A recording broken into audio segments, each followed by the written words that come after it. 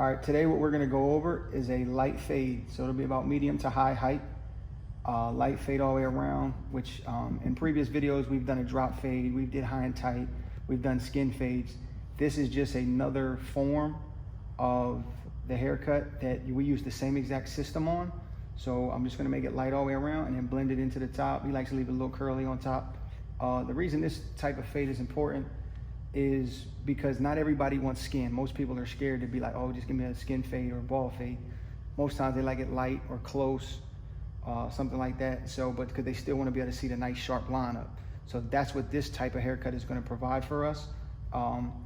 And some problem areas is like when people start fading into longer hair, they get a little confused, they get a little scared, and end up leaving like a bowl around somebody's head. So I'm gonna show you the same process and the system that can make this look nice and clean. And then I'll even add in a little extra and give you the line up to make it look real nice and clean and go over that. So here we go, let's get started.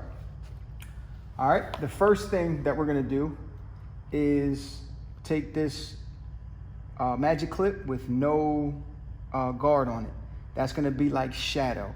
So when somebody really wants a light fade, the key terms you'll end up hearing are a close fade, shadow fade, low but not bald, light fade. All of those are the same terminologies for the light fade. So any one of those that you hear, close fade, light fade, low but not skin, all of those mean pretty much this. And most of the time, it's this all the way open with no guard. All right. So we're gonna put our first level in like we do normally on every haircut that we fade. We're gonna put our first level in. So you can see this is light, but it's not skin. We're gonna go all the way around. What I'm using here is the Wall Magic clips, which in my opinion is the best value clipper on the market. They retail for about $80 and they're unbelievable in my opinion.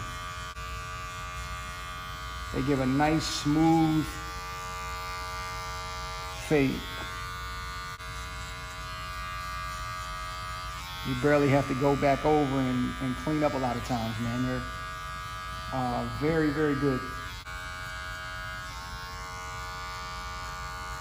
As you're putting in your levels, you always want to make sure you keep them clean. They don't have to necessarily be perfect, but they need to look clean. All right, as you can see there, we have our first level put in, about medium height. The next thing we're gonna do is take our 1.5. The reason why is because this is pretty much equivalent to a 1. Now, I could have took a 1 and kept it closed and did this, or even a 1/2, but they're so close, right? So just to show you the difference, if I were to take this 1 and go up, right? There's not really any transition. So that's why we're gonna go to a 1.5 so you can see the difference in levels.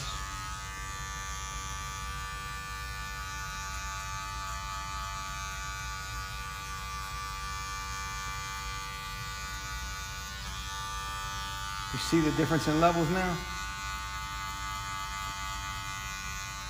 Since I went from all the way open, no guard, to a 1.5, you can see the setting the level. Now, in the back, I like to make, on the sides, I do like my traditional knuckle length, right? In the back, I want to do a little bit more. Because when you're trying to fade around the occipital area, which is the back of the head,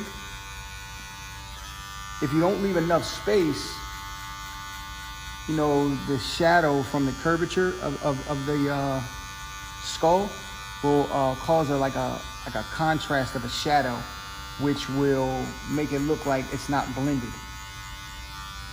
So a lot of times you'll be looking in the mirror 3, 4, 5 different times, thinking that it's not faded, and it's really just because you didn't leave enough space for a more clean transition. And then you got to go back and you'll be retouching it for a while, and all that does is just cost you valuable minutes during the workday. All right, so now as you can see on this side, you can see a second level, right? Now we would go straight to a 2. And as I always explain, whenever I'm doing any fades, a 2 is really all you have to go to. You don't have to go higher than that. Some textures, there is an exception, just like there's an exception to every rule.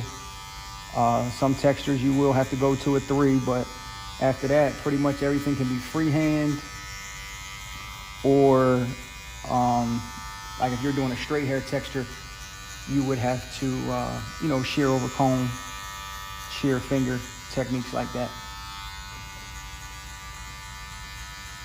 So as you can see with this 2, I'm moving pretty fast, but if I slow it down, this is what's going on. So I'm laid flat on the head, right?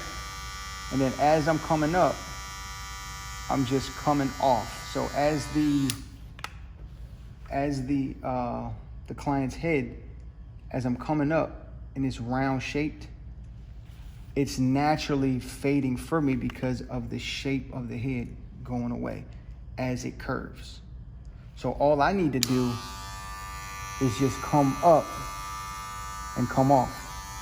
Now see, if I come up, like if I were to come up and then follow the curvature of the head, I'm gonna cause myself a major issue. But if I just come straight up, naturally as the head shape fades away, because it's becoming round, it's naturally gonna fade it for you. Okay, so that's a very key detail when you're trying to blend longer styles. Okay, so I'll keep doing that.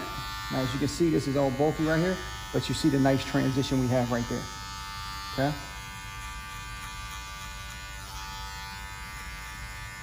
All right. So I wanted to slow that down for you so you can see that. All right. For education purposes, I'm just going to stick to this one side, just so you can see how it's done. Now, that was a 2, right? Now we're going to go back to our 1.5. We could crack it open just a little bit. And once again, now that we're in our blending phase and past putting our levels in, we want to make sure that we're on an angle. Okay? That's what we want to make sure. We want to make sure that we're on an angle. Using our corners and on an angle. X motion. Same exact technique, man. That's why I always tell people, like, once you find a system, the more you do something in the same exact system, the faster you get. So yes, everybody has a different style. There's more than one way to skin a cat. But I tell people, find what works for you and then rep the mess out of it so you can get as fast as possible. Because speed is more money. If you save yourself time, you're saving yourself money. Okay? And you give yourself the best and optimal opportunity to make the most of your time. All right? Now I got the 1. I'm gonna open it up about, a quarter, because if I open a 1, which if we refer back to the money system I taught you on the guards, a 1 opened up a quarter of the way would be $1.25. We were just at 1.5, pretty much closed, which would have been $1.50. So this is the next level down that I'm gonna do to complete this blend. All right. Once again, on an angle.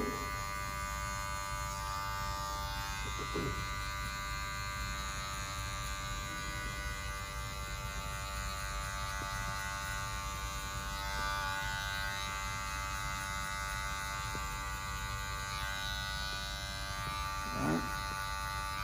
Close it all the way. On an angle.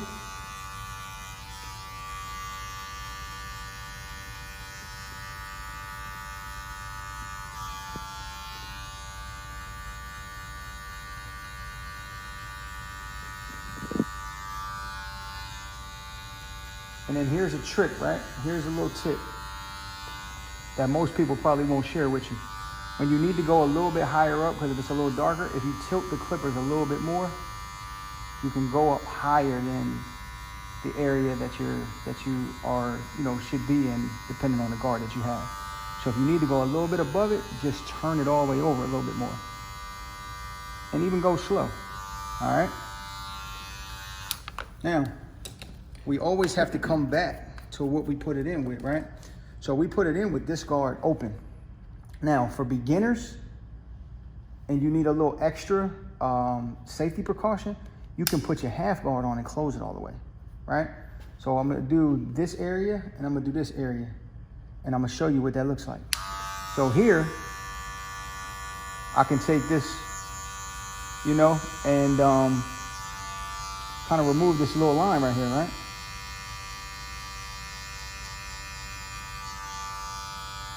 See how that's working? Still using the angle. So this is just an extra step. Like if you're not as comfortable getting rid of it yourself, this is an extra step. Now this takes longer, but depending on your beginner level, it might be necessary for you.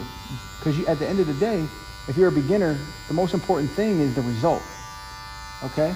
And then we'll work on speed. But you see how that blended out, but you see how this isn't? So you can do that. Now, for more advanced and more polished barbers, obviously you just go straight to this, and I'll show you what this looks like. Same exact technique, tilting the clippers a little bit, using, you know, the corner of your blade. And now you see how that happened. You see what I'm saying?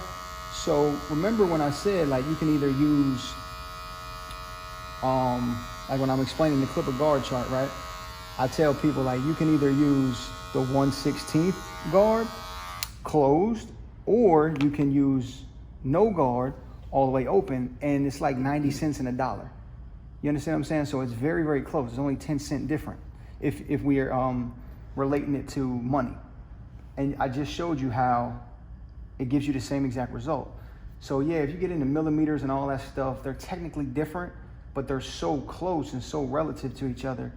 A little tweak of the clippers and you can mix and match.